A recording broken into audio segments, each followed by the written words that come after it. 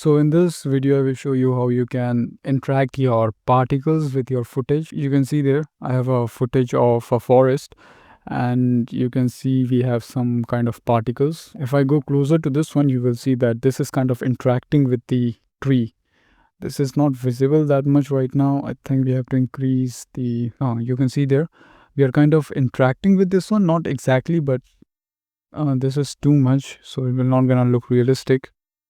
I have to just reduce it to something like this. So this is looking good.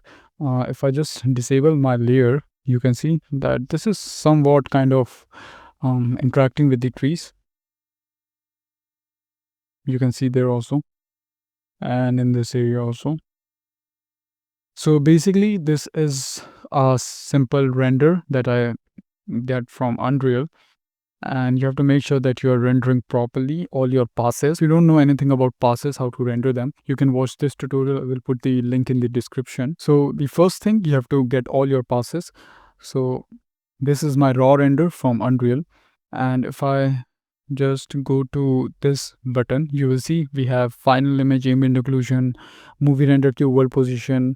Then we have the pass, vector velocity, then we have world normals. So you need to render this type of passes. This is my main render, the EXR one.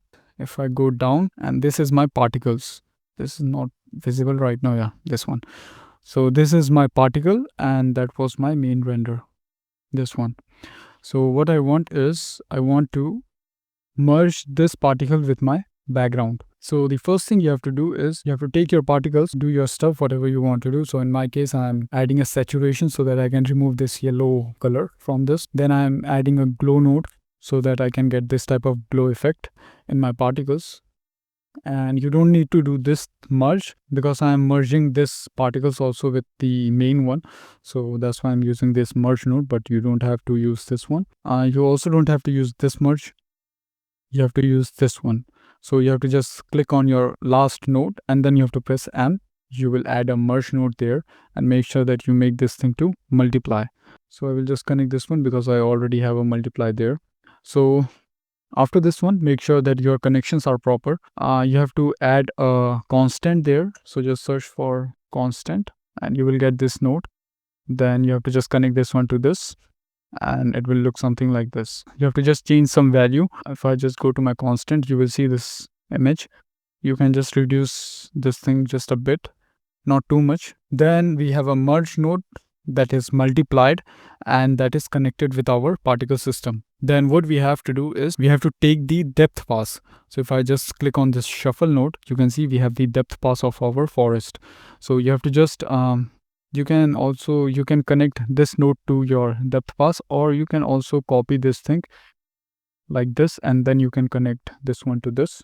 It will also work, but for optimization purpose, I'm just using one EXR file and I'm connecting that thing.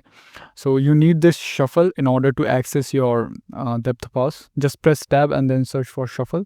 You will get this shuffle channel. Just join this, double click on this one.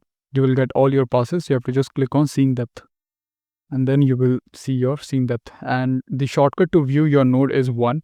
Just select your node and then press 1. It will change the stuff like this. So after this, you have to use a crop. You don't have to use crop. I'm just cropping this thing, but you need this grade node. Just press G on your keyboard. It will automatically add a grade node. So in this grade node, I'm just changing some settings of black point, white point, lift, gamma, gain. So you will see I'm getting this type of results. So my trees are white and my background is completely black. So the black will remove. It will not gonna show any kind of particle in the black area and it will only spawn at the white area. So it will work as a mask. If you use any kind of Photoshop or anything like that, you know about this type of things. Hopefully I'm using this thing as a mask. This is my grade node. Then I'm blurring this. The reason why I'm doing this blur, I will tell this thing later, but for now I will just disable this blur. Then you have to just go and connect this thing to your multiply like this. And to create this type of dot, if you are new to this thing, you have to just hold your control. You will get this dot and then you can create this dot. So you have to connect your depth pass to your B channel and all your main particle system and your constant to A. So after this, you will get something like this.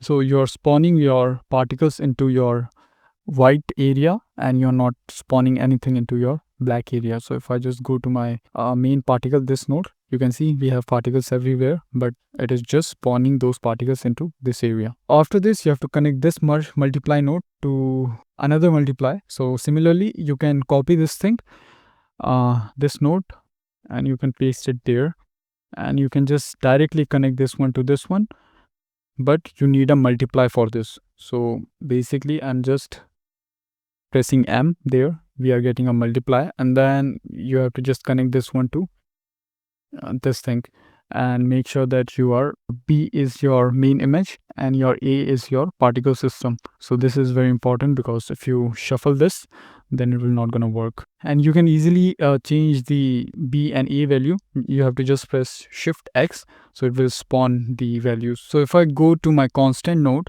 and if I double click, and if I increase my value, you can see this is somewhat kind of interacting with our trees, branches and everything, but it will just look fake because it's just a depth pass, and that's why this is looking so fake.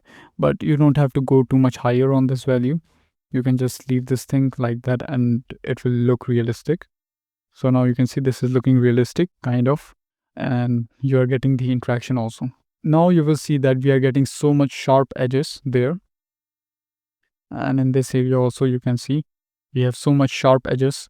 And if I go to this one, you can see there sharp edge. So to avoid this thing, we are using a blur node there. So if I enable this, you can see this is blurring out the edges there, and this is kind of blending properly. So if I double click and open the blur node, I'm using 8 size, and if I decrease this thing, you are getting this sharp edges, and if I increase this, you are blurring out your edges. Now you can see if this is properly fade into the branches and that type of stuff. So that's the use of blur node. And if I show you the view, this is looking something like that, and without blur, this is sharp. So yeah, that's the use of your blur node to avoid those type of sharp edges. And to get even more better interactions, you can use your normal pass.